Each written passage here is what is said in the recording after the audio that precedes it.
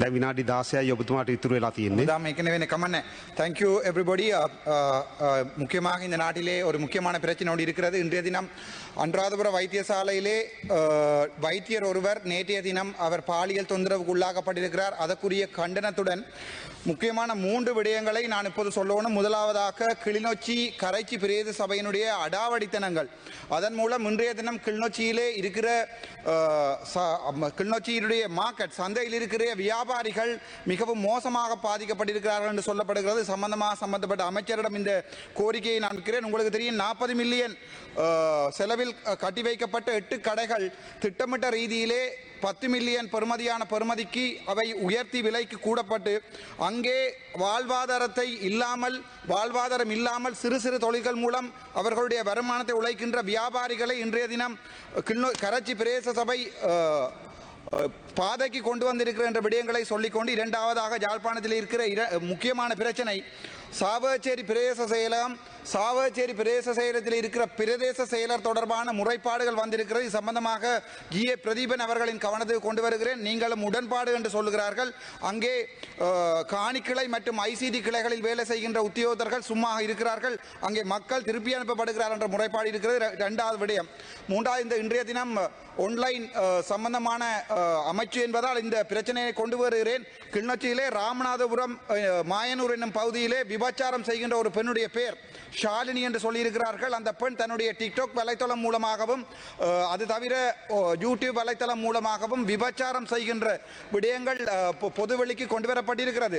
அது தவிர அதுக்கு உடந்தையாக இருக்கும் Kilinochchi OSC RM Kisan எனப்படுவார்கள், RM Kisan Roshan எனப்படுவார்கள் உடந்தையாக இருக்கிறார். அது சம்பந்தமாக எங்களுடைய பாதுகாப்பு அமைச்சர் மற்றும் போலீஸ் அமைச்சருக்கு இந்த விடயத்தை நான் கொண்டு வருகிறேன். நாலாவது விடயம் DK கார்த்திக் சம்பந்தமானது. சம்பந்தப்பட்ட மனநோயாளி ஒரு யூடியூபர் என்னை கொலை செய்வதாக சொல்லியிருக்கிறார். அதையும் நான் எங்களுடைய பொதுமக்கள் பாதுகாப்பு அமைச்சருடைய கவனத்துக்கு கொண்டு வருகிறேன்.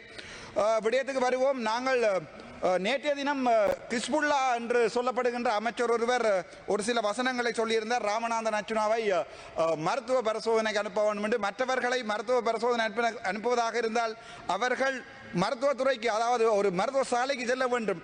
ஆனால் கிஸ்புல்லா அவர்கள் விடயமாக நான் 1-2 வசனங்களை சொல்லுகிறேன். நான் இஸ்லாம் மதத்துக்கு எதிரானவன் அல்ல. மம கவதாவத் கதா කරේ නෑ. මේ අපේ රටේ තියෙන මේ ඉස්ලාමික මාර්ගයේ වරදි කියලා කවදාවත් කිව්වේ නෑ. මම කිව්වා දරුවෝ ටිකක් බඳලා දෙනවා නම් අවුරුදු 9 අවුරුදු 8 දරුවෝ බඳලා දෙනවා නම් ඒක අපි වෙන ආගමක් තියනවා නම් ඒ ආගමෙන් ඒගොල්ලෝ බඳලා දෙනවා නම් ඒක වැරදි කියලා මම කිව්වා. ඒක මගේ ආගම වෙන්න පුළුවන්, බුද්ධ ආගම වෙන්න පුළුවන්, ක්‍රිස්තියානිටි වෙන්න පුළුවන්, ඉස්ලාම් වෙන්න පුළුවන්. ළමයිව බදලා දෙනවා නම් ඒක වැරදි කියලා මම කිව්වා. අනිත් එක ඒගොල්ලෝ දැන් මේක තියෙන ඒක රට. අපි දමල මිනිස්සු, අපි අවුරුදු ටිකක් යුද්ධ ආයුධ අරගෙන රණ්ඩු වෙච්ච මිනිස්සු අපි කියනවා මේ රට එක රට වෙන්න ඕනේ. එතකොට සමහරු කට්ටිය කියනවා මේ රට ඇතුලේ වෙනම මේ ඒගොල්ලෝට නීතිය තියෙන්න ඕන කියලා. ඒක සම්පූර්ණව වැරදි. මම කවදාවත් ඉස්ලාමීය ආගම ගැන කිසි වැරදක් කතා කරේ නැහැ. හැබැයි ළමයිව හිතලා බලන්න, ඔයාලගේ දරුව අවුරුදු 9 අවුරුදු 8 ඔය පව් මිනිස්සු පොයින්ට් ෆෝට දෙන්න බෑ. මේක මගේ කතාව, මගේ වෙලාව දෙන්න බෑ. ඉවරනාට පස්සේ දෙන්න. ඉවරනාට පස්සේ දෙන්න. මගේ වෙලාව ගන්න බෑ. හරිද? එතකොට මේක සම්පූර්ණ වැරදි. මේක ලෝක ආගම එනම් නිසාම් කාර්ය පෙරමුම් මන්ත්‍රීතුමා අපේ රටට අපිට ගරු මූලාසුන සභාපතිතුමනි මෙම ගරු පාර්ලිමේන්තුවේ මන්ත්‍රීතුමා ඔය ඊයේ කියපු කතාව නැවතත් කියලා ඉස්බුල්ලා මන්ත්‍රීතුමාගේ නමත් කියලා ඉස්ලාම් ධර්මය ගැනත් මේ කියන කතාව කරුණාකර ඉඩ දෙන්න එපා. ඩිජිටල් කරණයේදී මෙවැනි අසත්‍ය සහ ජනතාව අතර වෛරය වපුරන කතා කියන්න එපා කියලා මම ගෞරවයෙන් කිල්ලා සිටිනවා. මේකත් මෙතුමාට කියන්න කැමැති. ඕගොල්ලෝ දන්නවා මේගොල්ලෝගේ ප්‍රදේශවල අපේ කෝවිලයක් කඩලා මාළු මාකටයක් හදපු මිනිස්සු මේගොල්ලෝ. අපි කවදාවත් මම කිව්වා පන්සල කඩන්න බෑ ජාපානයට. ඉතුරු ඇමතිලා ඔක්කොම කියනකොට, ඉතුරු MPලා ඔක්කොම කියනකොට පන්සල කඩන්න ඕනේ කියලා මම කිව්වා පන්සල කඩන්න බෑ මේ රටේ ආගම කිසි ප්‍රශ්නයක් ගෙයින්න බෑ කියලා. හැබැයි මෙතුමාගේ ආගමේ තියෙනවා නම් අපේ රටේ එළියට අපේ රට ලැජ්ජා වෙන්න නීතිය නීති අයින් කරන්න ඕනේ. ගරු මන්ත්‍රීතුමනි මරණොත් මට බය නැහැ. ඒක වෙනස් කරන්න ඕනේ කියලා මම කියනවා. ගරු මන්ත්‍රීතුමනි අපි විෂයට අදාළ කතා කරමු. අහිංස දරුව කොහමද බැඳලා දෙන්නේ අවුරුදු 8 අවුරුදු 9 බබාලාව ඒගොල්ලෝ හිතනවාද ඒගොල්ලෝ දන්නවද ගරු මන්ත්‍රීතුමනි, ඒගොල්ලෝ පාන්සලේ යන්න බෑ කියලා අපි විවාදයට අදාළව කතා කරමු. මෙතුමා නවේ මෙතුමාගේ සම්පූර්ණ ආගමවිල මට කති කිව්වොත් මාව මරලා දැම්මුත් වරදි නම් වරදි ඔබතුමා නවේ හිස්පුල්ලා එයාගේ අම්මා තාත්තා දන්නවා තාත්තා එයාගේ ඔළුවේ මොකුත් නැහැ කියලා ඒ නිසා සිංහලෙන් නම දාලා තියෙන්නේ හිස්පුල්ලා කියලා ඒ කියන්නේ ඔළුව නැහැ ඔළුවේක තියෙන එක හිස්පුල් ඒ කියන්නේ ගරු මන්ත්‍රීතුමනි මේ හිස් කියලා පොයින්ට් එක වලට දෙන්න බෑ ඔයාට කොහමද පොයින්ට් එක ගරු නිසාම් කාර්යපෙරම මන්ත්‍රීතුමා ඉස්පුල්ලා මන්ත්‍රතුමාගෙන කියපු සියලුම කතාව හැන්සාට් වලින් කපා දමන ලෙස ඉතා ගෞරවයෙන් අයද සිටින අතර දිගින් දිගටම අනිත් තන්ත්‍රීවරුන්ගේ වරප්‍රසාදයේ කඩවිද විදියට මෙතුමා කතා කරොත් ඒ නව කතාව නවත්තන ලෙස ඉල්ලා සිටිනවා. ඔබතුමා විශේෂයට අදාළව කතා කරන්න. මම දැන් කියන්නේ මේ රට එකම රටක් මේ රටේ ඉන්න මිනිසුන්ට අවුරුදු 9 අවුරුදු 8 බබා බැඳලා දෙන්න බෑ. ඒක වැරදි. ඒක ප්‍රභාකරන් කිව්වොත් වැරදි. මම කිව්වොත් වැරදි. ඒකෙඩි කිව්වොත් වැරදි. ඒ කොහමද හෙට උදේ යනකොට හිතලා බලන්න අපේ දරුව ගිහිල්ලා අවුරුදු 9 බබාව එක්කෙනෙකුට බැඳලා දීලා හෙට උදේ වෙනකොට එයාට පන්සල යන ගරු සභානායකතුමා කොච්චර වැරදි කියන්නකෝ. ඒක සම්පූර්ණයෙන්ම වැරදි. ඒක කවුරුන් මෙයා නවේ මාව මරලා දැම්මුත් සල්රාන් වගේ මගේ ගෙදරට ඇවිල්ලා බෝම්බේ දැම්මුත් වැරදි නම් වැරදි. ඒක මම ඒකෙන් ඉවර කරනවා. මම අපි බලමු 1983 1983 ஆண்டு எங்களுடைய இனக்கலவரம் உருவாகினது. அப்போது இருந்த காலத்திலிருந்து 1990 ஆண்டிலிருந்து எங்களுடைய இனம் சில சம்பந்தப்பட்ட இனத்தவர்களால் வெட்டி கொலை செய்யப்பட்டது. எங்களுடைய உயிர் எங்களுடைய உடல் உறவுகள் வெட்டி கொலை செய்யப்பட்டது. ஆனால் அப்போதுதான் நாங்கள் ஆயுதம் தூக்கினோம். 1990களில் கூட என்னுடைய தேசிய தலைவன் இவர்களை சொல்லியிருக்கிறார், உங்களுடைய உடைமைகளுடன் வெளியேறுங்கள். உடைமைகளை எடுக்க வேண்டாம் சொல்லவில்லை. ஒரு நாள் கொடுத்திருக்கிறோம், உடைமைகளுடன் வெளியேறும் என்று சொன்ன பிரபாரின் வரலாறு இது. நாங்கள் இவர்களை கொலை செய்யவில்லை. ஆனால் எங்களுடைய தமிழ் மக்களை இவர்கள் வெட்டி வெட்டி கொலை செய்திருக்கிறார்கள். கிழக்கு மாகாணம் முழுக்க எங்களுடைய தமிழ் மக்களுடைய ரத்தம் ஆறாக ஓடி இருக்கிறது. அது மட்டுமல்ல, எங்களுடைய அம்மன் கோவிலை இடைத்து மீன் மார்க்கெட் கட்டிய இனம் இது. அது பிழை என்றால் பிழை, அது யார் வந்தாலும் பிழை இல்லை. ஒரு விடயத்தை நான் மேலும் சொல்லுகிறேன். நாங்கள் ஒரு பாவப்பட்ட இனம். 2009 வரைக்கும் உங்களுக்கு தெரியும், அல் ஜசீரா என்ற தொலைக்காட்சியிலே உங்களுடைய முன்னாள் ஜனாதிபதி ரணில் விக்ரமசிங்க அவர்கள் மிக தெளிவாக மூக்கறுக்கப்பட்டிருக்கிறார். சூர்பனகை மூர்க்கறுக்கப்பட்ட வரலாறு, ராமணன் தங்கை மூர்க்கறுக்கப்பட்ட அதே வரலாறு உங்களுடைய ரணில் விக்ரமசிங்க அவர்கள் மூக்கறுக்கப்பட்டிருக்கிறார். 2009 ஆண்டு எங்களுடைய இனப்படுகொலை, என்னுடைய சகோதரன், என்னுடைய அப்பா உட்பட ஒவ்வொருவரும் காணாமல் ஆக்கப்பட்ட போது இன்று வரை இந்த சிங்கள சமூகம் எங்களுக்கு நீதியை தரவில்லை. எங்களுடைய தம்பி இளங்குமரன் அவருடைய கருத்தை நான் இதில் சொல்ல விரும்புகிறேன். என்னவென்றால், தம்பி இளங்குமரன் சொல்லியிருக்கிறார், சர்வதேச விசாரணை இந்த நாட்டில் தேவையில்லை என்று. கவலை என்னவென்றால், என்னுடைய யாழ்ப்பாண சமூகம், எங்களுடைய அமைச்சர் உட்பட அனைவருக்குமே வாக்கு போட்டது எதுக்காக என்றால் எங்களுக்கு நியாயம் கிடைக்கும் என்ற ஒரே அடிப்படையில். ஆனால் தம்பி இளங்குமரனுடைய கூட்டு, சரி தம்பி இளங்குமரன் தான் ஒரு பேரினவாதிகள் என்ற ஒரு கட்சியோடு இருக்கிறார் என்று வைத்துக் கொள்வோம். அவருடைய தலைமை சொல்வதை தம்பி இளங்குமரன் சொல்ல வேண்டும், பாவம் அவன். ஆனால் எங்களோட இருக்கிற இந்த தமிழ் தேசிய கூட்டமைப்பு என்று சொல்லப்படுகின்ற இந்த கேவலம் கேட்ட ஒரு அரசியல் கட்சி எங்களை 16 வருடங்களாக விபச்சாரம் செய்திருக்கிறது. இந்த உள்ளூராட்சி சபை தேர்தலுக்கும் இந்த மாகாண சபை தேர்தலுக்கும் ஒவ்வொரு வாக்குகளும் இந்த தமிழ் தேசிய கூட்டமைப்பு, உங்களுக்கு தெரியும், சுமந்திரன் ஒருவர் இருந்தார், இதுல ஸ்ரீதரன் ஒருவர் இருக்கிறவர். இவர்கள் ரணிலுடன் சேர்ந்து 2022 ஆண்டு கோதா ஹோம் என்று ஒன்றை கொண்டு வந்த போது மக்கள் எதிர்பார்த்தது சிஸ்டம் சேஞ்ச். அதனால் தான் 189 பேர் அங்கே இருக்கிறீர்கள். ஆனால் இந்த தமிழ் தேசிய கூட்டமைப்பு என்பது எங்களுடன் ரணிலுடன் சேர்ந்து அவருக்கு சப்போர்ட் பண்ணி எங்களுடைய சர்வதேச விசாரணையை இழிவுபடுத்திய ஒரு சுமந்திரனை எங்களுடைய சமூகம் இந்த நாட்டிலிருந்து திரட்டி இருக்கிறது. அது பரவாயில்லை, நாங்கள் கந்தக காற்றுகளை சுவாசித்தவர்கள். எங்களுடைய பிள்ளை, எங்களுடைய இப்போது வெளிநாட்டில் இருக்கிற என்னுடைய தங்கை தாய், அம்மா செத்தா பிறகு அவளுடைய முளையை குடித்து வளர்ந்தவன் நான். தன்னுடைய தாய் வயிற்றிலே அந்த படங்கள் இருக்கிறது, முக புத்தகத்திலே போய் பாருங்கள் அல்லது நெட்டிலே பாருங்கள்.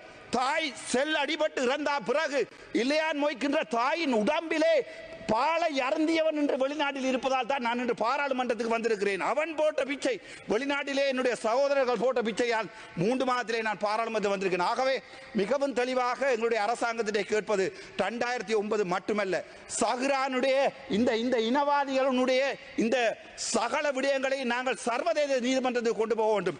நாங்கள் எங்களுடைய நாட்டிலே உங்களுக்கு தெரியும், எல்லா அரசியல்வாதிகளும் எப்போதுமே டீல் அடித்துக் கொள்வார்கள். உங்களுக்கு வடிவா தெரியும், நல்லாட்சி என்று ஒன்று வந்தது, அதுக்கு பிறகு என்ன நடந்தது? 2009 கோத்தபாய வந்து விரட்டடிக்கப்பட்டவர், அதுக்கு பிறகு ரணில் வந்தவர். எந்த சமூகமும் எந்த மக்களும் என்னுடைய அழிக்கப்பட்ட இனத்துக்கு இதுவரைக்கும் எந்த நியாயத்தையும் சொல்லவில்லை. அதனுடைய அங்கமாக ஏகேடி சொல்லியிருக்கிறார் என்னவென்றால், தான் கூட சர்வதேச விசாரணைக்கு போக மாட்டேன்.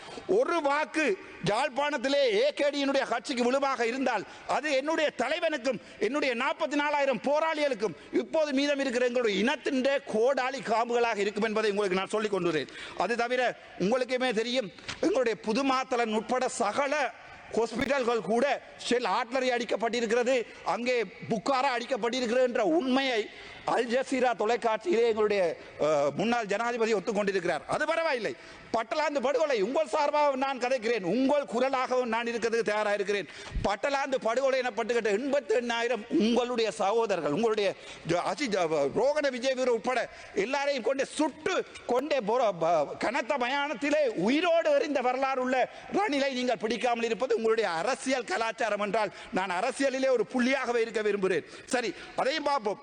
உங்களுக்கு தெரியும், ஜெனரல் சவேந்திர டி சில்வா எனப்படுபவர் ஒரு பிளாக் லிஸ்ட் பண்ணப்பட்ட ஒரு ராணுவ கமாண்டோ. அவர் மனித உரிமைகள் மீறுகிறார் என்று சொல்லி UN ஹியூமன் ரைட்ஸ் கமிஷன் நேற்றைய தினம் கூட UN ஹியூமன் ரைட்ஸோட என்னோட ஒரு ஆன்லைன் சூம் மீதமான இது நடந்தபோது என்னுடைய குரலை இந்த பாராளுமன்றத்திலே இவர்கள் கதைக்க விட இல்லை என்பதை UN ஹியூமன் ரைட்ஸ் ஹை கமிஷனிலே முறைப்பாடாக எடுத்திருக்கிறார்கள். நான் இதை UN ஹியூமன் ரைட்ஸ் கொண்டு போயிருக்கிறேன். எனக்கு 77 நாள் கதைக்காமல் தந்திருப்பதற்கு. அதே போன்றுதான் எங்களுடைய சவேந்திர சில்வா அமெரிக்க அரசாங்கம். இன்னொரு விடயத்தை சொல்லுகிறேன். நான் பலஸ்தீனத்திலே உங்களுக்கு தெரியும் காசாவிலே நடக்கின்ற போர், அந்த காசாவிலே நடக்கின்ற போரின் போது அமெரிக்காவால் சொல்லப்பட்ட விடயம் என்னவென்றால், கோத்தபாயவும் அதே நேரம் என்னுடைய முன்னாள் ஜனாதிபதி மஹிந்த ராஜபக்சவும் எவ்வாறு எங்களுடைய மக்களை பாதுகாப்பு பிரதேசத்துக்கு போ என்று சொல்லி குண்டடித்தார்களோ அதே மாதிரியே கொலை செய்ய வேண்டும் என்ற ஒரு முறைமையை வலதுசாரி அமெரிக்கன் அமைப்பு ஒன்று இஸ்ரேலுக்கு சொல்லியிருப்பதாக எங்களுடைய மெஹ்தி ஹாசன் சொல்லியிருக்கிறார். இதன் அடிப்படை என்னவென்றால், நாங்கள் சர்வதேசத்தால் நாங்கள் அழிக்கப்பட்டிருக்கிறோம் என்று ஏற்பட்டிருக்கிறது. UN ஹியூமன் ரைட்ஸ் கமிஷன் சொல்லுகிறது எங்களுடைய 40,000 சகோதரர்கள் அழிக்கப்பட்டிருக்கிறார்கள். இப்போது இருக்கும் ஒரே குரல், தமிழனின் ஒரே குரலாக நான் இருக்கிறதுக்கு ஆசை. எனக்கு சாவதற்கு பயமில்லை. சாவதா இருந்தால் எனக்கு பாதுகாப்பு நீங்கள் தரவில்லை, தேவையில்லை. என் கைகள் என்னை பாதுகாத்துக் கொள்ளட்டும், அல்ல என் உடலை என்னுடைய சகோதரர்களுக்கு நீங்கள் அனுப்பி வையுங்கள். 44,000 உறவுகள் பார்த்து கொண்டு தான் இருக்கின்றன. உங்களுடைய அரசாங்கம் தந்து பாதுகாப்பில் வாழ்வதை விட என் உயிரை இழந்து என் சகோதரர்களோட போயிருக்க நான் தயாராக இருக்கிறேன். ஆனால் மிகவும் கவலை என்னென்றால், இந்த 1-2 ஒரு முஸ்லிம் அமைச்சர்கள் எங்களை பார்த்து கதைக்கிற கதை. நாங்கள் எந்த இனத்துக்கும் எதிரானவர்கள் அல்ல. ஒரு நாளில் போங்கோ, யாழ்ப்பாணத்தை விட்டு வெளியேறுங்கள் என்று சொல்லி உடைமைகளுடன் வெளியேறுங்கள் சொன்ன தலைவன் நான், என்னுடைய தலைவன். ஆனால் இவர்கள் என்ன சொல்லி இருக்கிறார்கள் என்றால், எனக்கு மூளை சரியில்லை. இதே அவருடைய தாயார் தெளிவாக සිංහලத்திலே பேர் එයාගේ අම්මා හිස්බුල්ලාගේ අම්මා හරියටම නම දාලා තියෙනවා. හිස්බුල්ලා ඒ කියන්නේ ඒ ඔළුව හිස් කියලා කියලා තියෙන්නේ. ඒක සිංහලෙන් නම දාලා තියෙන්නේ. කඩාගෙන ඉන්න. ගරු මන්ත්‍රීතුමනි, මේ සාදාරස් පිළියෝ සරාන් සරම් ගරු මන්ත්‍රීතුමනි, අපි මේ විවාදය විනයානුකූලව ගෙන යා යුතුයි. මගේ අයිතිවාසිකම් තියෙනවා. මගේ නම සටහන් කරලා ඒ හිස්බුල්ලා මන්ත්‍රීතුමා කියපේකට උත්තර දෙන්න මට අයිතිය තියෙනවා. වෙනත් මන්ත්‍රීවරුන්ට අපහාසයක් වෙනවා නම් ඔබේ කතාව නවත්තන්න සිද්ධ වෙනවා මට. කොච්චරලා තියෙනවද? වෙන මන්ත්‍රීවරුන්ට හෝ කාට හෝ අපහාසයක් කරනවා නම් මේ කතාව නවත්තන්න සිද්ධ වෙනවා මට. මන්ත්‍රීතුමා අහන්න, මගේ නම සටහන් කරලා මම පිස්සක් කියලා කියනවා. ඔබතුමා විවාදයට සහභාගී වෙන්න ඔබතුමාගේ කාලය තව විනාඩියයි තියෙන්නේ. මං අහන්නේ ෆීඩෝෆීලියා කියන්නේ ඔබතුමාගේ කාලය තව විනාඩියයි. මගේ බලාව අර පැත්තට දීලා තියෙනවා, වරදක් කරන්න එපා. ෆීඩෝෆීලියා කියන්නේ පොඩි ළමයිත් එක්ක සෙක්ස් කරන ලෙඩක් තමයි ෆීඩෝෆීලියා. එතකොට පොඩි දරුවක් අපි දැකලා එයාත් එක්ක සෙක්ස් කරන්න ඕනේ කියලා හිතනවා නම් ඒක ෆීඩෝෆීලියා. එතුමාට සයිකෝද නැත්නම් ඒක බරදි කියලා කියපුව එකට මම පිස්සක්ද කියලා මම මේ ජනතාවට අහනවා. ඒක අමතරව මට කියන්න කැමතියි. මම තපරේ ඉවර කරන්නම්. මට ඕන නැහැ වෙලාව, ඔයගොල්ලෝගේ වෙලාව අරගෙන මට කතා කරන්න කිසි ඕමනාවක් නැහැ. හැබැයි මගේ වෙලාව දෙන්නේ නැහැ කියලා UN හියුමන් රයිට්ස් කොමිෂන් එකේ හයි කොමිෂන් එකේ මම කියලා කම්ප්ලේන්ට් කරලා දිනවා. ඒක බලාගමු අපේ රට වෙනුවට. ඔබතුමා මාතෘකාවට අදාළව කතා කරේ නැතුව කාලය ගෙවිලා ගියා නිකම්ම. මගේ කතාව දෙන්නේ මට කරුණා කරලා තව විනාඩියකින් කතාව අවසන් කරන්න. ඔබතුමාට ඩිසයිඩ් කරන්න බෑ මම කතා කරන්නේ මොනවද කියලා. හරිද? ඔය පුටුවේකට අපි රෙස්පෙක්ට් එකක් දෙනවා. මගේ බලාව නැස්ති කරන්න එපා. මේ මේජර් පබ්ලික් ඉන්වෙස්ට්මන්ට් ප්‍රොජෙක්ට් කියලා පොතක් තියෙනවා. මේ පොත ගැන මම විනාඩියකින් හෙටින් කියලා ඉවර කරන්නම්. මේකින් இந்த மேஜர் பப்ளிக் இன்வெஸ்ட்மெண்ட் புத்தகத்திலே வடக்கு கிழக்கு மாகாணத்திலே ஜெனரல் எடுகேஷனுக்காக நீங்கள் வழங்கி இருக்கிறது சைபர் வீதம்.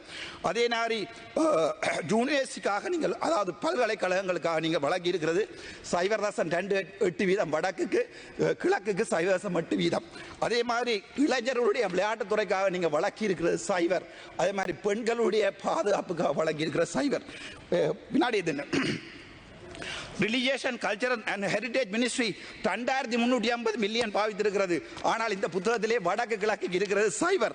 அதே நேரம் நொதர்ன் ப்ரோவின்ஸில் அக்ரிகல்ச்சர் அண்ட் லைஃப் ஸ்டாக்குக்காக 18 பில்லியனும் 25 பில்லியனும் பாவிக்கப்பட்டிருக்கிறது. வடக்குக்காக டூரிசத்துக்கு வரப்பட்டிருக்கிறது பிந்துவாய் சைபர். மிச்சதை சொல்லி தப்பரை நம்ம இவரகரன் ஏவகே நொதர்ன் ப்ரோவின்ஸுக்கு அப்படி முள்ளுவாய்க்காலுக்கு அப்போ யார் பாலம ஹதண்ட துன்னா மில்லியன் பன்சியாக் அப்போ 500 மில்லியன் கொடுக்கப்பட்டிருக்கிறது. அந்த 500 மில்லியன் 1.37 வீதம் மொத்தம் உங்களுடைய வடக்கினுடைய செலவினுடைய 1 வீதம் சைபர் வீதமான இவற்றையெல்லாம் தந்துவிட்டு வடக்கு மக்களுடைய வாக்குகளை நீங்கள் பிச்சையாக கேட்டு என்னுடைய இனத்தை என்னுடைய இனத்தை நீங்கள் அவமதிப்பீர்களாக இருந்தால் வடக்கில் இந்த முறை உள்ளூராட்சி சபையிலே விழுகிற ஒவ்வொரு ஓட்டும் எனக்கு எதிரான ஓட் அல்ல, என்னுடைய தமிழனுடைய எதிர்காலத்துக்குரிய ஓட். ஆகவே ஒவ்வொரு மக்களும் தயவு செய்து சிந்திக்க வேண்டும். நாங்கள் யார்? நாங்கள் தமிழர். நாங்கள் இன்னொரு இனத்தை ஒரு நாளிலே ஒழுங்காக வெளியே போ என்று சொன்ன தமிழன் நான். நாங்கள் செய்யவில்லை, கொலை செய்யவில்லை. ஏனென்றால் நான் தமிழன்டா, யாழ்ப்பாண தமிழ். முடிந்தால் பண்ணிப்பார். தேங்க்யூ.